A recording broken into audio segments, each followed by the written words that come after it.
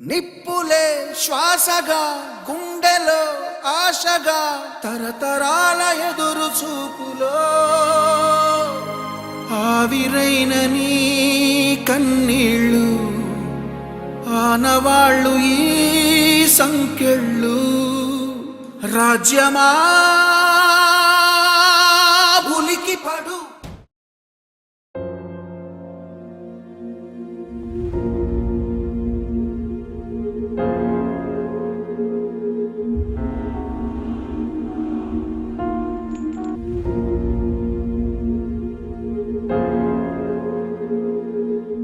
ఏంట్రా సంపు, ఇక్కడ కూర్చొని ఏం ఆలోచిస్తున్నావు? అక్కడ మీ అమ్మ నీ గురించి చూస్తుంది. ఏం లేదురా. ఏదో ఉంది, చెప్పరా. ఏం లేదురా, ఈ సముద్రం అవతల ఒడ్డున ఎవరుంటారు? అవతల ఏమీ ఉండవరా. లేదురా, ఇక్కడ మనం ఉన్నాం కదా, అవతల కూడా ఏదో ఒకటి ఉండాలి కదా.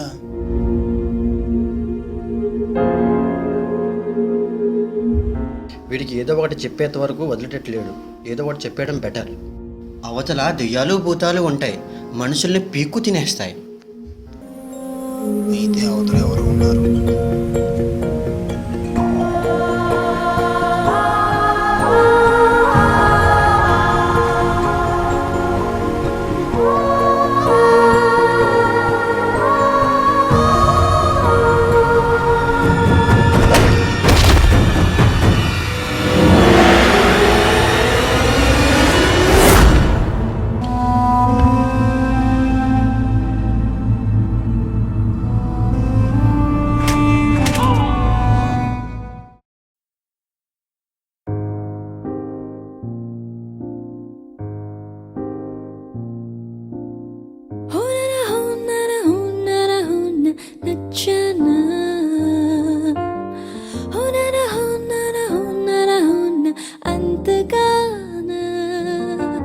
అందని లోకపు చంద్రికనే ఆహ్వానిస్తున్నా, అల్లరి ఆశల విసారికనే నీకై చూస్తున్నా.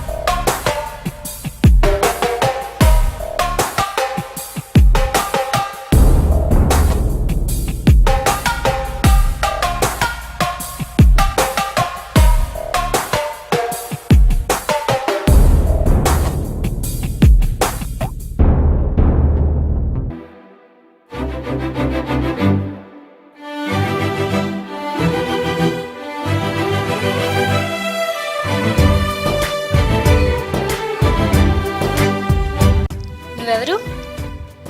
నా పేరు సంపు అండి.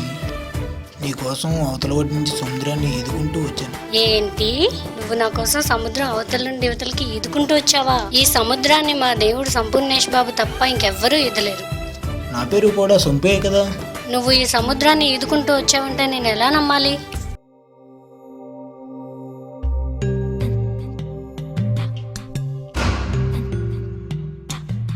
ఇది నాదే.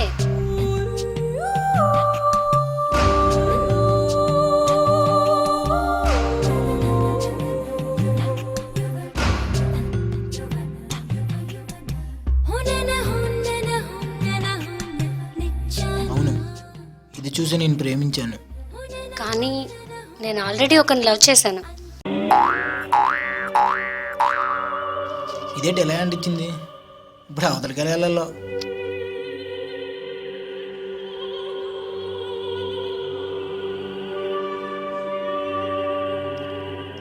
ఏంటి అవంతిక ఇక్కడేం చేస్తున్నావు? ఇతనెవరు? తను నా కోసం సముద్రం అవతల నుండి వచ్చాడు. ఏంటి సముద్రం అవతల నుండి వచ్చాడా?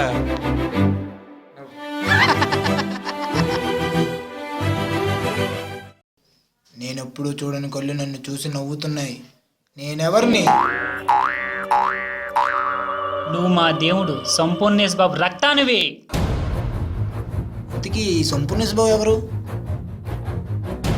మాది విశాఖపట్నం నడిబడిన ఉన్న మాహిష్మతి అనే ఒక చిన్న గ్రామం.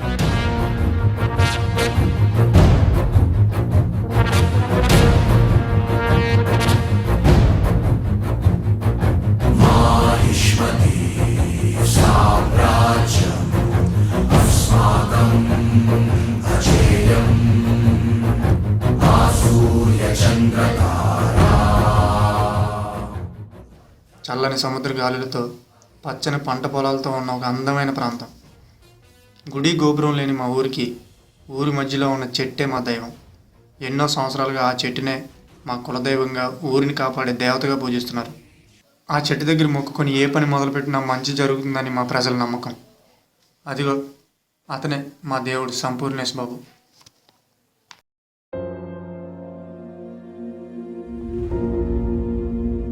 తల్లి, నేను ఎప్పుడు నిన్నేమీ అడగలేదు.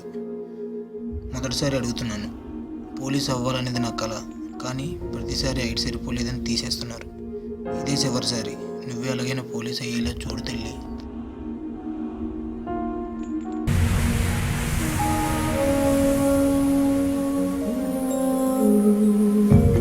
సంపు కోరిక నెరవేరింది. పోలీస్ అయిపోయాడు.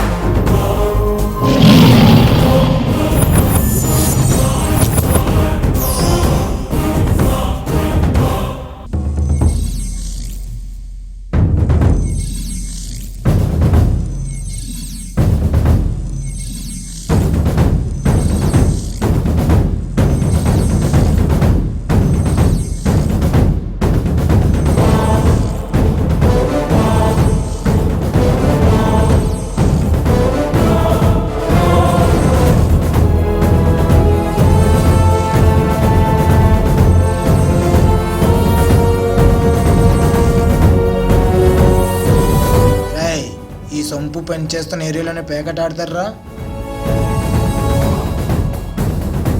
మేమెవరో తెలుసా? మా వెనకతలు ఎవరున్నారో తెలుసా? బల్లలా దేవు మనుషులం మేము. మీ వెనకాల ఎవరున్నారో తెలియదు, కానీ మీ ముందున్నది మాత్రం సంపురా. సముద్రంలో వల వేస్తే చేప తెప్పించుకోవచ్చు, సింహం వేటాడితే లేడి తెప్పించుకోవచ్చు, కానీ సంపు డిసైడ్ అయితే తప్పించుకోవడం కష్టంరా. మేము 5గురు ఉన్నాం, నువ్వు ఒక్కడవే ఉన్నావు. ఏం పీకుతావురా?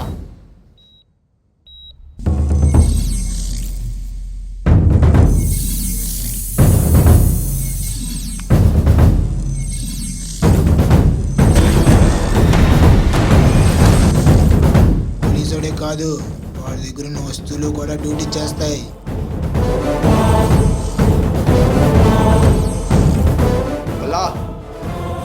ఏంట్రా తగిలింది జల్ల. ఏమైందిరా? ఆ సంపుగడు మమ్మల్ని కుమ్మేశాడన్నా.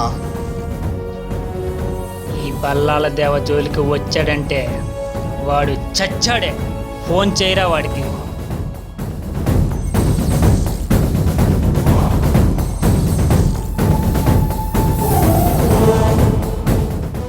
హలో, చెప్పు. నా వాళ్ళనే కొడతావా? ఎవడ్రా నువ్వు? కనిపించేవి 9 గ్రహాలు అయితే కనిపించిన 10వ గ్రహమేరా ఈ సంపు. నా ముందుకొచ్చి మాట్లాడరా. ఒకసారి డిసైడ్ అయితే ఈ సంపుకు ముందున్నది 3 అడుగుల సింహం, 30 అడుగుల సునామీ అని లెక్కలుండవురా. వీడి చావు నేను చూడాలి. ఇలా ఉన్న సమయంలో మా ఊరికి ఒక ఆపద వచ్చి పడింది. మా ఊరికి కోలుకోలేని దెబ్బ తగిలింది. సరిగ్గా అక్టోబర్ 12, 2014 ఆదివారం విశాఖ జిల్లా మొత్తం దద్దరిల్లేలా గంటకి 200 కిలోమీటర్ల వేగంగా గాలులతో నిలువెత్తు వర్షంతో పెద్దగా ఉదూ తుఫాన్ వచ్చింది. ఆ తాకిడికి ప్రకృతి తట్టుకోలేకపోయింది. ఎక్కడ చెట్లు అక్కడే నేలమట్టం అయిపోయాయి. దురదృష్టం ఏంటంటే ఎన్నో సంవత్సరాలుగా మా ఊరిని కాపాడే మా ఊరి దైవం చెట్టు కూడా నేలమట్టం అయింది. కులదైవం లేని మా ఊరు శ్మశానంలా మారింది. ఏం చేయాలో తెలియని సమయంలో శస్త్రాలు తెలిసినవాడు, పండితుల్లో పండితుడు, ఎన్నో విషయాలు తెలిసినవాడు మా ఊరిలో 24 సంవత్సరాలు నిండిన యువకులందరినీ ఒక దగ్గరికి రమ్మని కబురు పెట్టాడు. నిప్పులే శ్వాసగా గుండెలో ఆయన మాట ప్రకారం కుర్రాళ్ళందరూ ఆయన చెప్పిన చోటుకు వెళ్ళారు. ఎదురు చూపులో ఆవిరైన నీ కన్నీళ్ళు ఆనవాళ్ళు. నేను చెప్పే శ్రద్ధగా వినండి. మన ఊరి దైవాన్ని మనం బతికించుకోవచ్చు, కానీ కొన్ని షరతులు ఉన్నాయి. 24 సంవత్సరాలు నిండిన యువకుడు ఈ మొక్కను నాటాలి. ఈ మొక్కను నాటిన యువకుడు 25 సంవత్సరాలకు మించి బ్రతకడు.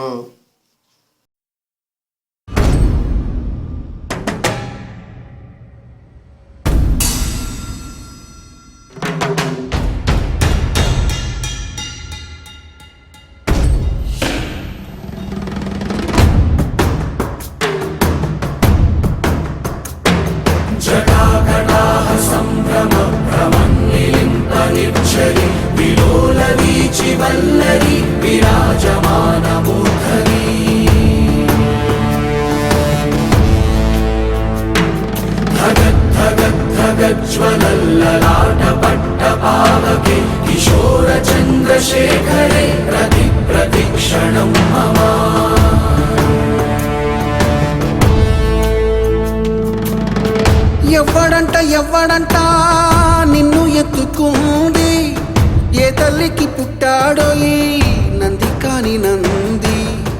ఎవ్వరు కనంది ఎక్కడా వినంది, శివుని ఆరాయిందేమో గంగధరికి లింగమే కదిలొస్తానంది.